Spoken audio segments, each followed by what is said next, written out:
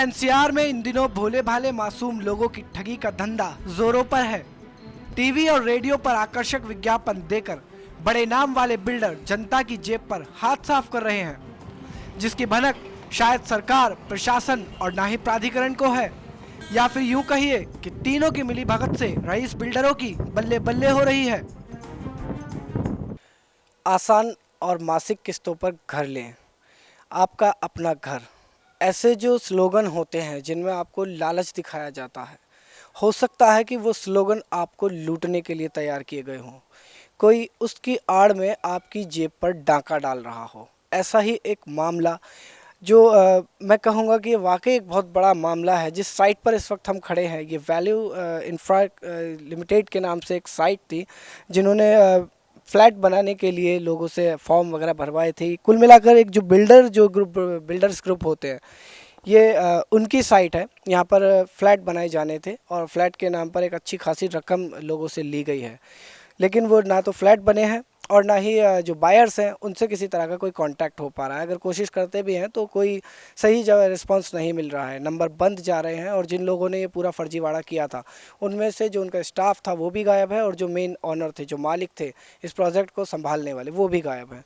यहाँ जो लोग हमारे साथ हैं वो उनसे और ज़्यादा डिटेल जानेंगे इसकी। हमारे साथ यहाँ सुरेंद्र जी हैं, उनसे शैलेंद्र जी हमारे साथ हैं, उनसे इसकी पूरी डिटेल लेंगे कि क्योंकि अक्सर अभी तक वो इन मामलों पर कार्रवाई कर रहे हैं। शैलेंद्र जी, इस तरह के जो फर्जीवाड़े हो रहे हैं, आप उस स्कैम को लगातार खोलने में लगे हुए हैं। अभी जिस साइट पर हम खड़े हैं, यहाँ फ्लैट बनने थे, लेकिन जो इसकी हालत है साइट की, वो बता रही है कि यहाँ एक काफ़ी वक्त से यहाँ कुछ काम हुआ ही नहीं है। तो अब आप क्या एक्शन लेने वाले हैं इस पर? देखिए, हमारा जो फ्लैट बायर एसोसिएशन नेफोमा है जी, तो वो बायर्स के लिए काफ़ी समय से आवाज़ उठाते आ रही है। कुछ बिल्डर्स, चूँकि ये जो लैंड है ये 2010-11 के आसपास इनका अलॉटमेंट हुआ था, नोएडा अथॉरिटी ने दिया था। तो उस समय बहुत सारे प्रोजेक्ट्स ग्रेटर नोएडा अथॉरिटी में आए हुए थे, लॉन्च हुए थे प्रोजेक्ट, और उनमें पोजीशन स्टार्ट हो गया है। लेकिन सबसे बड़ी दुख की बात ये है, इस प्रोजेक्ट की अगर हम बात करें, आप देखिएगा तो ये अभी तक ये गड्ढा ही खुदा हुआ है और इसका कुछ नामो निशान भी नहीं है। और इनके सारे जो साइट ऑफिस वगैरह थे, कोई स्टाफ नज़र नहीं आ रहा है। तो यहाँ पे दरअसल ये हुआ था कि अथॉरिटी ने लैंड तो इन्होंने दे दिया था, जो उस समय 10% पे दे करके लैंड ये कर दिया था, और लगभग 150 के आसपास बायर्स ने इनमें बुक कराया था। उसके बाद क्या हुआ कि बिल्डर्स जो है कोई काम ही स्टार्ट नहीं किया, और जब बायर्स प्रेशर बढ़ाने लगे, क्योंकि आप देखिए कि इस समय पोजीशन का ना टाइम आ गया है, पोजीशन का टाइम हो गया, तो बायर्स जो है वो इनके पास जाने लगे और प्रेशर बनाने लगे कि आप हमें फ्लैट कब दोगे। तो उस बिल्डर ने अपने हाथ खड़ा कर दिया और वो रातों रात चुपके यहाँ से निकल गया। जी, इसमें अथॉरिटी का तो रोल बहुत अहम है, लेकिन ये अहम रोल इनका बिल्कुल नेगेटिव है, नकारात्मक है। उसका कारण ये है कि जब ये लैंड 2010-11 में अलॉट हुई थी और आज बिल्डर भागा है, ये ज़्यादा पुराना नहीं है, ये मतलब लास्ट 6 महीने की बात हो रही है, ये इधर ही भागा है। तो क्या प्रशासन सोया हुआ था? क्या प्राधिकरण के अधिकारी सोए हुए थे? क्योंकि प्राधिकरण को किस्त के फॉर्म में बिल्डर को पैसे भी जमा करने थे। सिर्फ 10% वो 10 साल पहले 6 साल पहले लेकर के आप बैठ नहीं सकते हैं। तो प्राधिकरण को खुद चिंता होनी चाहिए थी कि इनकी दूसरी किस्तें क्यों नहीं आ रही है। वो आकर के प्राधिकरण के अधिकारी को यहाँ पे चेक करना चाहिए था कि बिल्डर यहाँ पे कितना कंस्ट्रक्शन कर लिया, क्योंकि प्राधिकरण को कोई चिंता ही नहीं है। यहाँ तो सरकारी कर्मचारी पता नहीं वो क्या काम करते हैं, मुझे समझ में नहीं आता। इनके पास जाओ तो ये कहेंगे हमारे पास इतना कार्य है, लोग स्टाफ नहीं है। तो ये देखिए, ये 2010-11 के बाद इन्होंने कभी यहाँ पे विजिट नहीं किया। यहाँ पे जो भी यहाँ पे जिम्मेदार अधिकारी है, उनको ये सुनिश्चित करना चाहिए था कि यहाँ पे कार्य क्यों नहीं हो रहा है। और दूसरी बात ये है कि बिल्डर जब यहाँ से भागा, सामान वामान हटा करके जब भागा, तब प्राधिकरण ने इसका अलॉटमेंट कैंसिल किया। मैं सत्येंद्र हूँ। आप जैसा देख सकते हैं कि इस प्रोजेक्ट में बिल्डर ने बिल्कुल भी काम नहीं किया है और लोगों का सारा पैसा डूब गया है। और कुछ ऐसे भी आपको लोग मिलेंगे जो लोग सप्लायर हैं, जिन लोगों ने मटेरियल सप्लाई किया था, उसके बाद उनकी बिलिंग हो गई है, उनका भी पेमेंट अभी तक अटका हुआ है। प्रॉपर्टी फ्रॉड के ये कोई पहले मामले नहीं है। दिल्ली एनसीआर में ऐसे मामले पहले भी उठ चुके हैं, लेकिन अरबों के घोटाले की खबर लगने के बाद भी ना तो सरकार की नींद टूटी है, ना ही प्राधिकरण ने कोई शुद्ध खबर लेने की जहमत उठाई है। जिसका सीधा फायदा रईस बिल्डरों को मिल रहा है। और इसका बड़ा उदाहरण है नोएडा एक्सटेंशन में निर्माण के लिए खाली पड़ी एयरविल इंटेलसिटी और value infra build private limited की जमीन, जहां वर्ष 2011 में स्काई वॉक के नाम से मल्टी स्टोरी बिल्डिंग का निर्माण होना था, लेकिन 5 साल गुजर जाने के बाद भी साइट पर किसी तरह का काम ही चालू नहीं हुआ।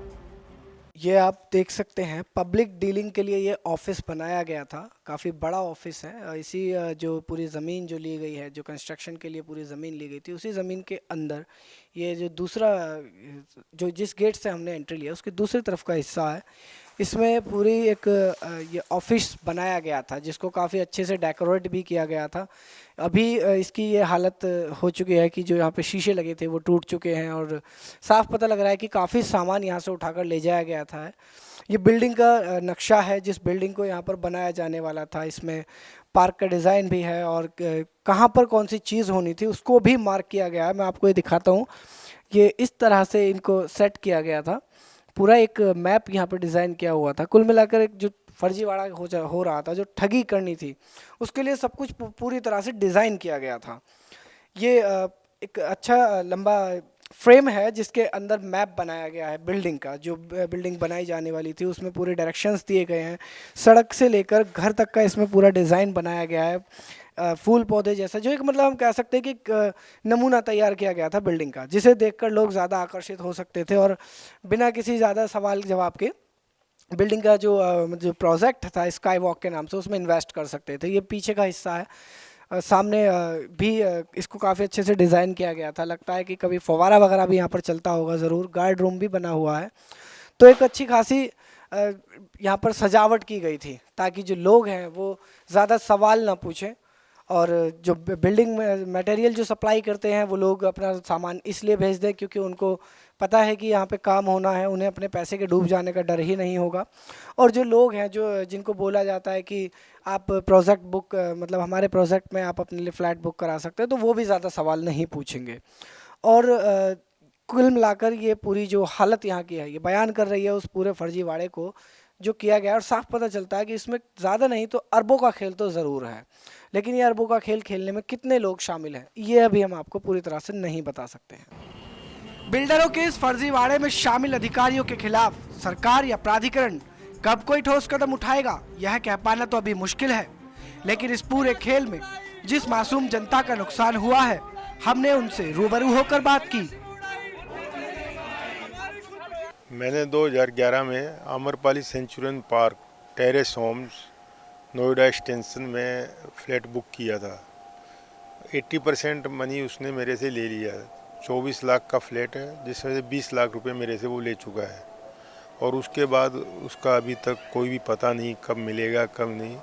3 फरवरी को अनिल शर्मा से एक मीटिंग हुई थी, उसने आश्वासन दिया कि वो जल्दी फ्लैट पूरे करेगा।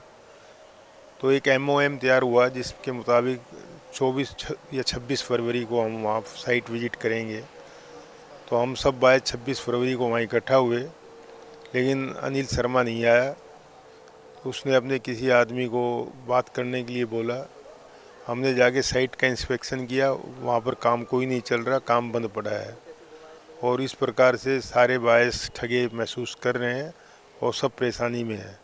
आम्रपाली ग्रुप का बहुत बुरा हाल है और उसने सभी प्रोजेक्ट्स बंद कर दिए हैं।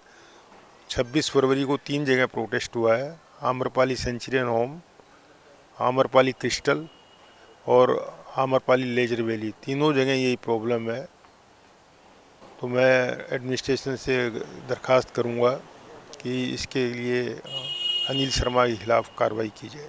मेरा दीपक नाम है, कामाक्षी मार्केटिंग के नाम से मेरी फर्म है। इन लोगों को मैंने सरिया दिया है 1.5 करोड़ रुपए का। जब मैंने सरिया दिया था साइट देखी थी, काफ़ी सब कुछ अच्छा था, ऑफिस वगैरह सब बढ़िया बना हुआ था। लेकिन आज मैं देख रहा हूँ कि यहाँ 5 किलो सरिया भी मुझे दिखाई नहीं दे रहा है कि 5 किलो सरिया लगाया हुआ है। वो 1.5 करोड़ रुपए को लेके मैं इतना प्रेशर हूँ, मुझे बाज़ार में पेमेंट करना है लोगों का, मैं पेमेंट नहीं दे पा रहा हूँ। मेरी हालत इतनी ख़राब हो गई है, मैं खाना भी नहीं टाइम से खा पा रहा हूँ। 1.5 करोड़ रुपए एक छोटी रकम तो होती नहीं, काफ़ी बड़ी रकम होती है। और कभी भी इन लोगों से हम बात करते हैं, जब बात होती थी इनके घर भी बहुत चक्कर लगाए हमने। इनका H198 एक सेक्टर 63 में ऑफिस था, वो सब खाली हो गया। प्रमोद सिंह से भी बात की जो मालिक है इस कंपनी का, वैल्यू इंफ्रा का, कोई रिस्पॉन्स नहीं मिलता। अब तो खैर 8-9 महीने से बात ही नहीं हो रही है हमारी, और हम बहुत परेशान हैं। लेकिन और जो अथॉरिटी के जो चेयरमैन हैं दीपक अग्रवाल जी हैं, इनसे मेरी करबद्ध प्रार्थना है कि मैं बहुत परेशान हूँ, मेरा पेमेंट जैसे हो मेरा पेमेंट कराया जाए। बहरहाल गूंगे बहरे बनकर बैठे प्राधिकरण के अधिकारी और उत्तर प्रदेश सरकार कब इस मामले को गंभीरता से लेगी, यह तो आने वाला कल ही बताएगा। लेकिन अपने डूबे रुपयों के वापस आने की उम्मीद लिए भटक रहे उपभोक्ताओं की परेशानियां लगातार बढ़ रही हैं। Bureau report, national Dastak.